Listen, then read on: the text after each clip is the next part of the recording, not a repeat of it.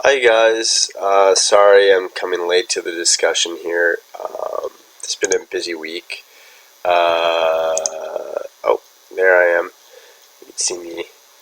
Uh, in case you're wondering what this is on my neck, nothing to worry about, just a Halloween costume.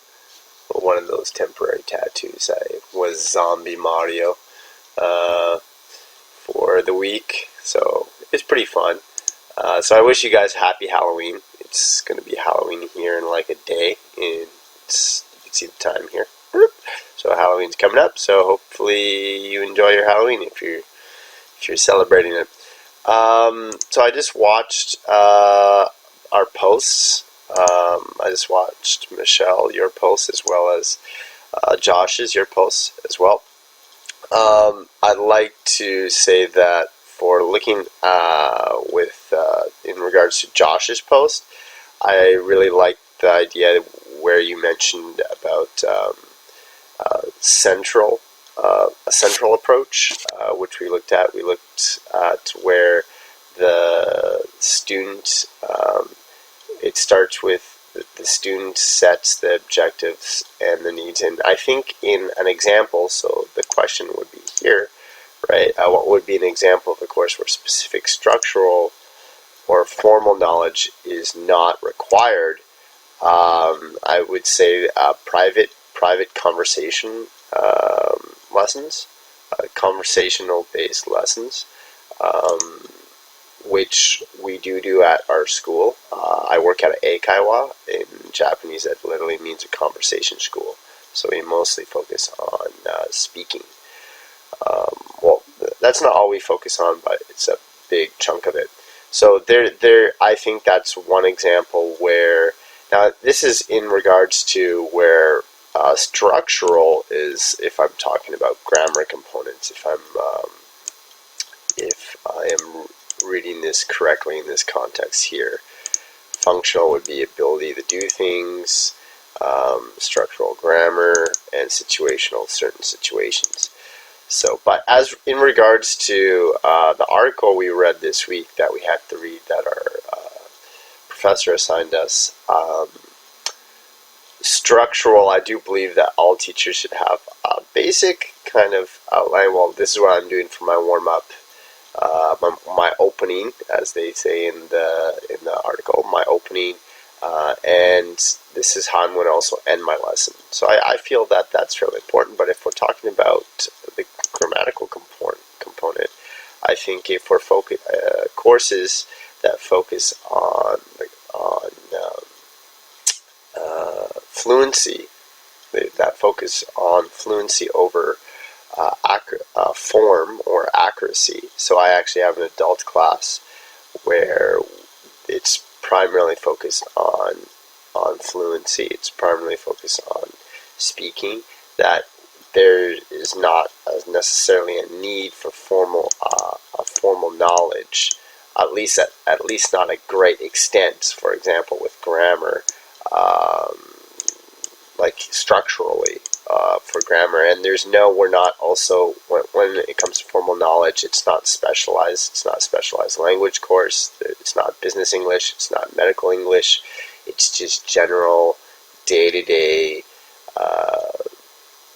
English, like BICS, right? Basic interpersonal communication. That's what the course focuses on. So if the course is just focusing on BICS, I think, and it's conversational, I think that would be an example where formal knowledge is not required, as well as you don't need a lot of knowledge regarding structural components of a language. You may have some basic knowledge regarding past tense, present tense, future tense, and stuff like that, but you don't need, it's not the main focus of the lesson. Another thing I also liked in Michelle, your post, you said, it really hit home with me, actually. Like, I could relate a lot to what you said there on your point regarding that basically I'm going to put it in my own words, just taking from what you said. You could plan all you want, but when you get into the classroom, things could be totally different from what you've planned, and basically you have to you have to respond to the situation that's happening in the classroom, and that's a little bit more of a informal approach. And I get that, because sometimes I'll do a lesson plan, and I'll have a lesson plan done for this class, and I get in the class and I realize this isn't working, and I have to analyze. So I have to do some of what the discussion says, like I have to reflect what's happening in my classroom at the moment, and I have to analyze what's happening. And do I have to change gears, so to speak, as my boss would say, is, okay, well, you got to change gears, you have to. And this is where I feel like more experienced teachers, we have an advantage to this, is that we could assess situations better, and we could have, for example, a backup plan in the moment, whereas inexperienced teachers would follow more of a formal,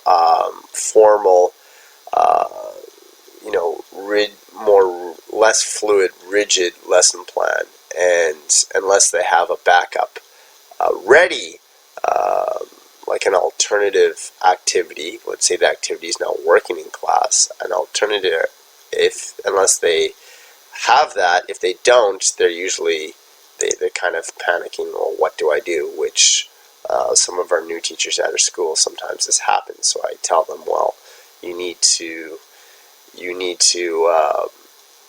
have alternative exercises, alternative warm-ups, alternative activities, because when you get in the classroom, things can change.